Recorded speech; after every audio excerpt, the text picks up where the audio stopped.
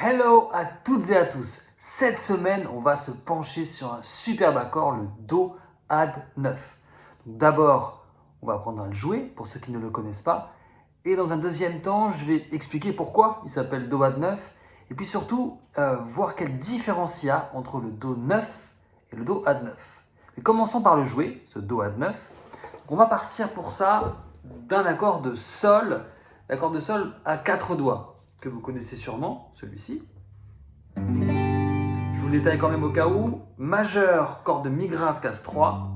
Index, donc doigt numéro 1, corde de La, case 2. Ensuite, on a les cordes de Ré et Sol à vide. Puis l'annulaire, donc doigt numéro 3 en corde de Si, case 3.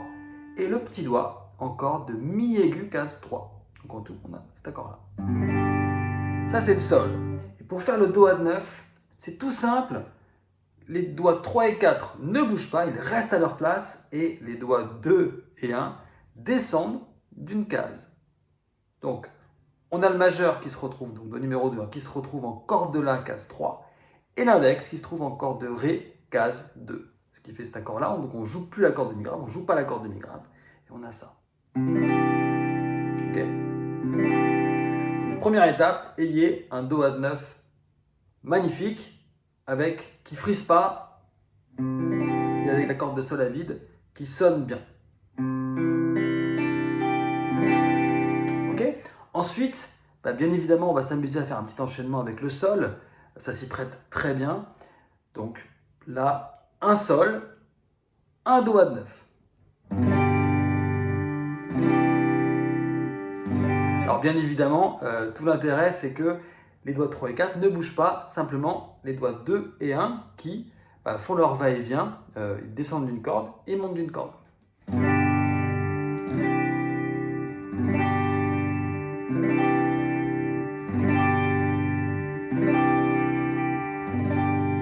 On peut aller plus loin et faire un petit battement. Par exemple, bas, bas, bas, haut, bas. On fait une mesure de Sol, une mesure de Do Add 9. Ça ferait ça. Bas, bas, bas, haut, bas. On change. On revient. Sol. Do Add 9. Bas, haut, bas.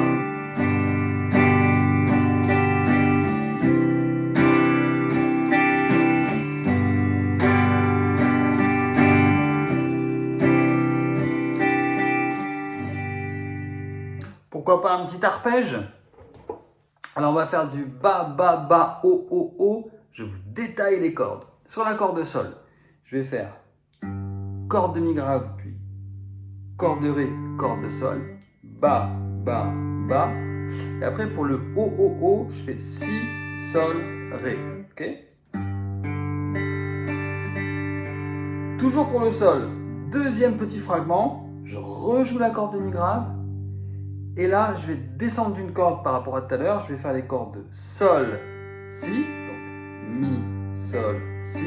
Et après, mes coups vers le haut, ça va être corde de Mi aigu, corde de Si et corde de Sol. Donc tout le mouvement sur le corde de Sol fait donc ça. Je parle en corde. Mi, Ré, Sol, Si, Sol, Ré. Mi, Sol, Si, Mi, Si, Sol. Je le fais. Juste qu'on écoute le son.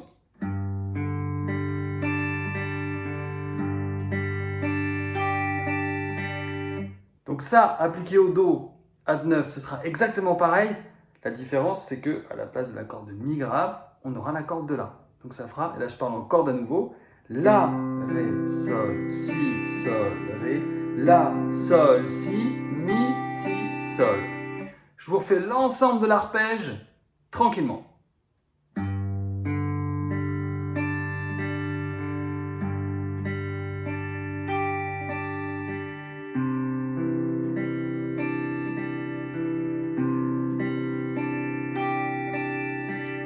Ok? Alors, si on faisait plus vite, ça ferait un truc comme ça.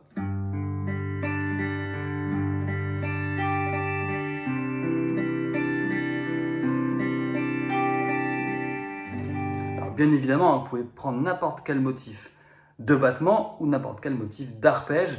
Le tout, c'est de vous éclater avec ces deux accords et puis d'être créatif avec ça. Okay, ce ne sont que des exemples pour mettre en application le superbe Do add 9. Alors, allons plus loin maintenant. Pour ceux qui s'intéressent à l'harmonie, on peut se poser la question de pourquoi le Do add 9 s'appelle Do add 9. C'est quand même un drôle de nom. Alors, on va l'expliquer. En fait, Do add 9, c'est un Do, donc un Do majeur. Donc, on va trouver 1, 3, 5, c'est-à-dire fondamental, tierce, majeur, parce que Do majeur, et 5 comme la quinte. Ça, c'est Do, Mi, Sol. Alors maintenant, l'extension add 9 veut dire qu'on rajoute, add, la neuvième, et qu'on ne rajoute que la neuvième. Je vais expliquer plus précisément pourquoi je dis ça. Donc la neuvième de Do, en fait la neuvième de Do, ça revient au même que la seconde, mais à l'octave. Je m'explique. Si vraiment je fais tout le trajet de 9, je pars de Do, donc Do, Ré, Mi, Fa, Sol, La, Si, Do, Ré, ok, la neuvième de Do, c'est Ré. Mais en fait, j'aurais pu faire Do, Ré, parce que Ré, c'est aussi la seconde, en fait. Donc la neuvième, c'est la seconde à l'octave, mais ça revient au même. Tout ça pour dire que la neuvième de Do, c'est Ré, que par exemple, la neuvième de Sol, ce serait La, Sol, La. Ok? Donc, un Do add 9, c'est tout simplement Do, Mi, Sol, Ré. Fondamental, tierce, quinte et neuvième. C'est pour ça que quand on joue cet accord-là, ce qu'on a fait au début, cette empreinte-là, en termes de notes, on va avoir, ici c'est un Do, corde de La, casse 3, ensuite un Ré, un Mi, corde de Ré, casse 2, donc Do, Mi, fondamental, tierce majeure. Après, j'ai la corde de Sol à vide, c'est la quinte, et en troisième case de la corde de Si, je trouve le Ré qui est la neuvième. Okay. Elle est ici. Puis enfin, la troisième case de la corde de Mi aiguë, c'est donc un Sol, donc la quinte. D'ailleurs, j'aurais pu même ne pas mettre le petit doigt, j'aurais eu un Mi, ça aurait été la tierce, et ça marchait aussi. Okay. Do add 9, Do add 9. Alors maintenant, le point qui est super important, c'est de distinguer le Do add 9 et le Do 9. En fait, la convention, c'est que quand on dit Do 9, en réalité, le Do 9, c'est un accord à 5 sons. Pourquoi? Parce que dedans, il y a 1, 3, 5, 7, 9. Fondamental, tierce, majeure, quinte, septième, mineure et neuvième. 1, 3, 5, 7, 9. En fait, le Do add 9, il a une note de moins que le Do 9.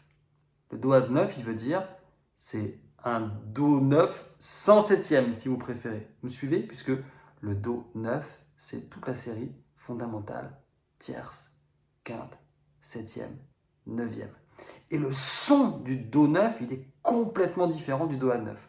Cette septième de différence, cette septième qui est en plus dans le Do 9, alors par convention c'est une septième mineure, vous allez voir c'est un accord complètement différent. Je vous joue un Do 9. On peut le jouer comme ça par exemple. Vous avez vu, très blues. On peut le jouer comme ça aussi. Donc là en termes de cases, si je pars de la corde de La, je suis corde de La casse 3, corde de Ré casse 2, et puis après je suis Sol, Si et Mi en casse 3. Je peux le faire comme ça aussi.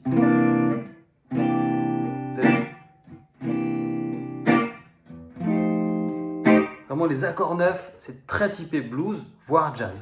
D'ailleurs, pour ceux qui font du blues, souvent, je trouve que vous n'exploitez pas assez les accords 9. Vous arrêtez aux accords 7, qui colorent déjà bien le blues, mais 9, alors là, la couleur, elle est encore plus marquée, quoi. Donc, c'est ça la différence entre le Do add 9 et le Do 9. Du coup, on peut aller jouer des Do add 9 ailleurs. Je vous en montre deux. Il y en a un qui est vraiment à portée de main, si je peux dire, c'est celui-là. Donc, j'ai la corde de Ré case 10 avec l'annulaire, la corde de Sol case 9 avec le majeur, et la corde de Si case 8 avec l'index. Et le petit doigt vient prendre la neuvième justement en corde de Mi aiguë, case 10. Okay. Alors un autre, peut-être un peu plus galère, mais... Là j'ai ma fonda, donc mon Do il est en corde de Mi grave, case 8 avec le petit doigt. Ensuite j'ai l'index, alors je mute la corde de La, pardon. En corde de Ré, je suis en cinquième case. j'ai l'annulaire qui est en 7e case de la corde de sol et l'index qui est en train de faire un petit barré qui barre également la corde de si case 5. Ok, ça fait ça.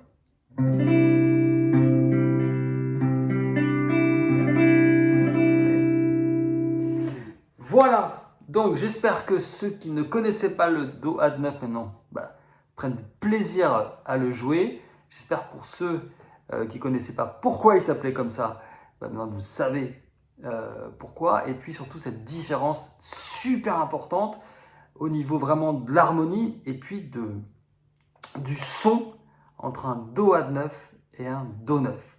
Surtout, éclatez-vous bien avec ça, soyez créatifs avec ça. Passez une très belle semaine et à bientôt. Ciao!